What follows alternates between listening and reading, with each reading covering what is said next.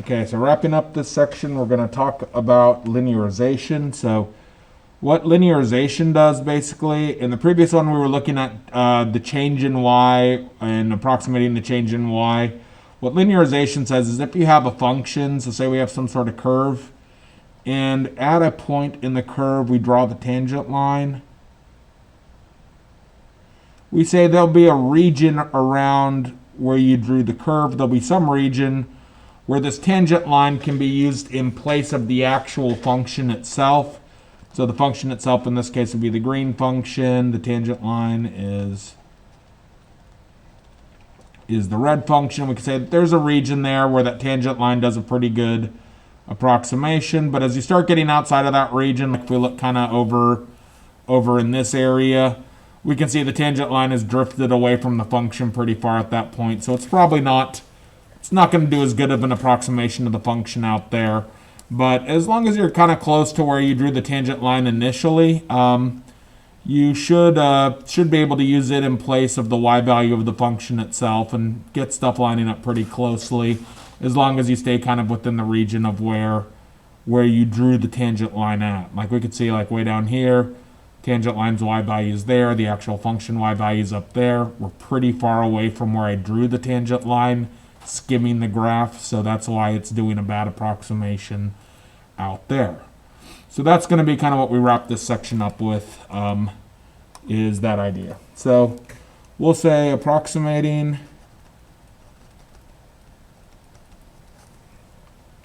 f of x by its linearization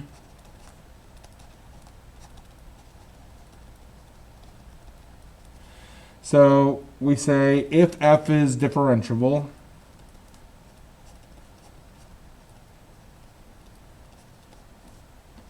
at x equals a, and x is close to a, then we get the function itself can be approximated. It's approximately the linearization, and the linearization is this form of the tangent line.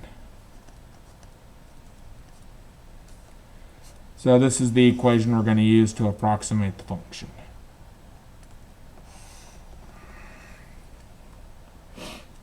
Okay, so we're going to do example 5, and then we'll talk about percent error and a couple other things. So example 5 says, got our formula right up there. It says compute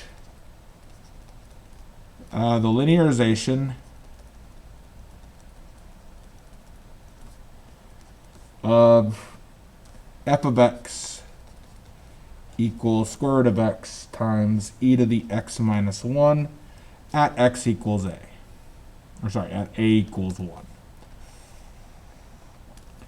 Okay, so we are going to find the linearization at a equals 1. So we're basically, it's telling us to find L of 1, which, or sorry, no, it's telling us to find L of x, where a is 1. So this will be, instead of f prime of a, it's x is still a variable we can plug in. We'll have f prime of 1 times x minus 1 plus f of 1.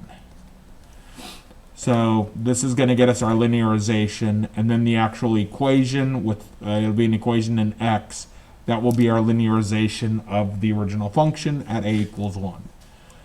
So first let's figure out what f of 1 is. So f of 1, that will be square root of 1 times e to the 1 minus 1. Square root of 1 is 1. E to the 1 minus 1 is e to the 0. Anything to the 0 is 1. So this will just be 1. So f of 1 happens to be 1. When I want f prime of 1, first I have to figure out what is f prime of x. So I'll use the product rule here. I'll leave the square root of x alone, and I'll take the derivative of e to the x minus 1.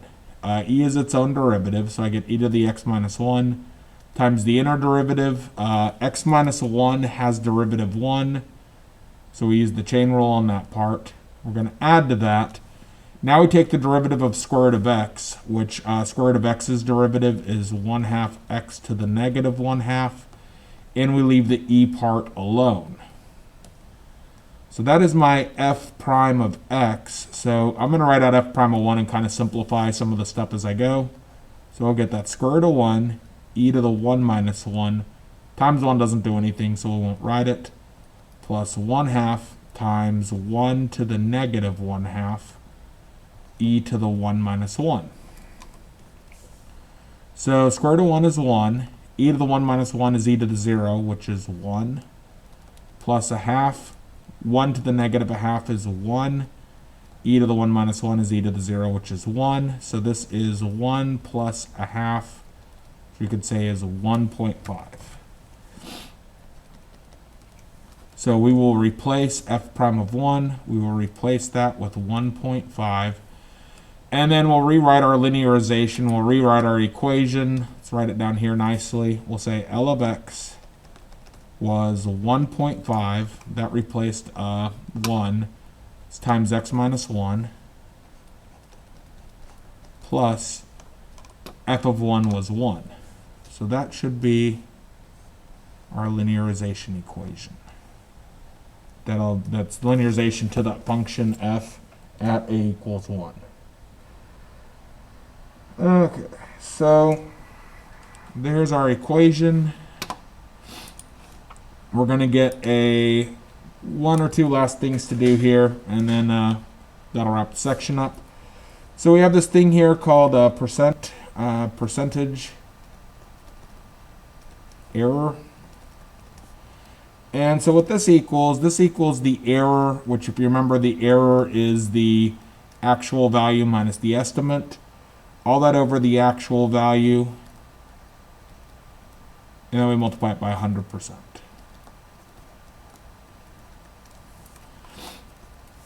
So that's our percentage error equation. And so we're going to use that to do example 6, which says estimate tangent of pi over 4 plus 0.02 and compute the percent error.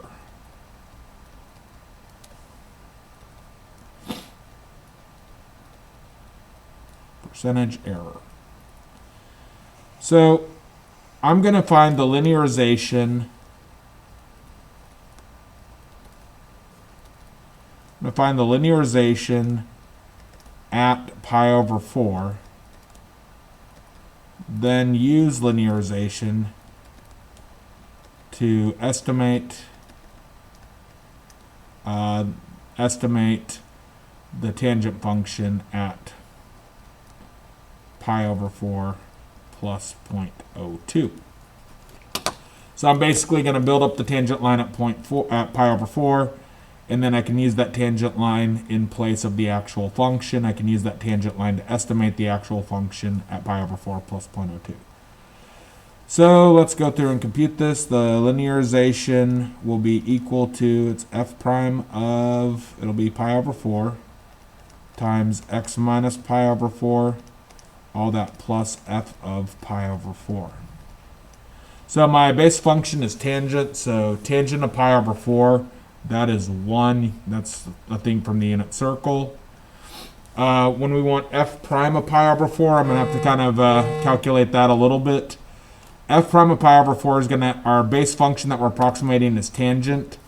So we're going to get tangent's derivative is secant squared. So f prime of pi over 4 is basically secant squared of pi over 4. Secant is 1 over cosine. So we get secant squared of pi over 4 will be the same as cosine squared of pi over 4, which cosine is square root of 2 over 2. So we get square root of 2 over 2 squared, which is 1 over 2 over 4. So that is 4 over 2, which is 2. So we did a lot of work to get that this right here is 2. That's, if the base function you're approximating is tangent, tangent's derivative is secant squared, and we're trying to get secant squared at pi over 4, so we're just doing some unit circle stuff to generate our answer. So now I have my linearization. So here's my linearization. I want to use this linearization to estimate the tangent of pi over 4 plus 2. So here's the tool I can use to estimate it, and then to evaluate it, I plug in pi over 4 plus 0.02. I plug that in for my linearization, and that will do the estimate that I'm trying to do. So I'll put that in my calculator, and we'll see what we get back. Actually, we don't need to do that because the pi over 4's cancel. 2 times 0.02 is 0.04 plus 1, so we get 1.04. So here's my estimate.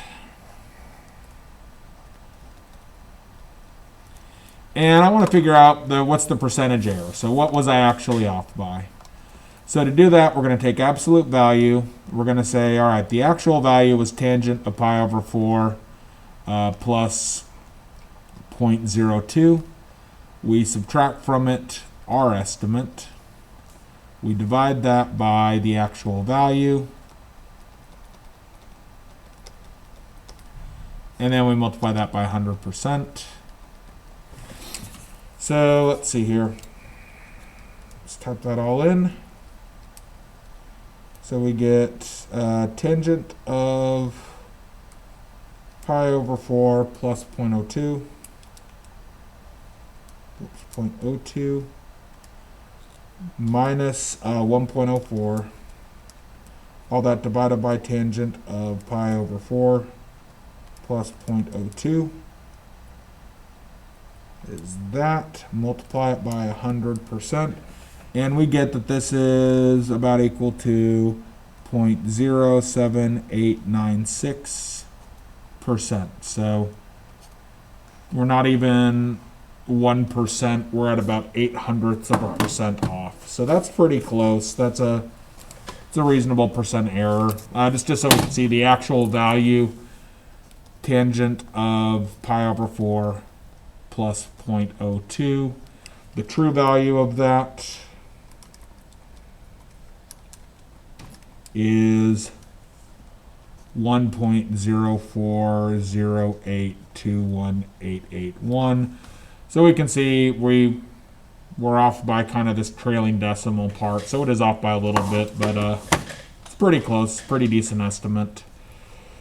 All right, the final thing that we want to note, this is just kind of a quick note on something called an error bound. So this will be the error bound of a linear approximation.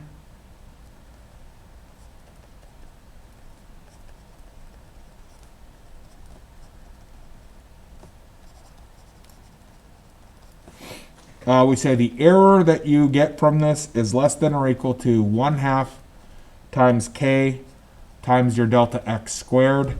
And in this statement here, the k value that you're looking at, k is the maximum value of the absolute value of your second derivative on the interval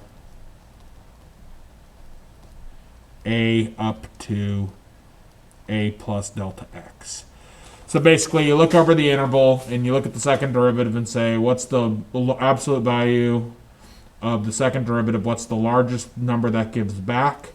You do 1/2 times that number times the interval length squared, and that will tell you that the error that you calculate will always be less than or equal to that value. So this is something that can be kind of helpful just to know going forward. They don't test on this too much on the AP test, but it's a good thing to know, a good equation to know. So we're going to stop there and say that's it for section 4.1.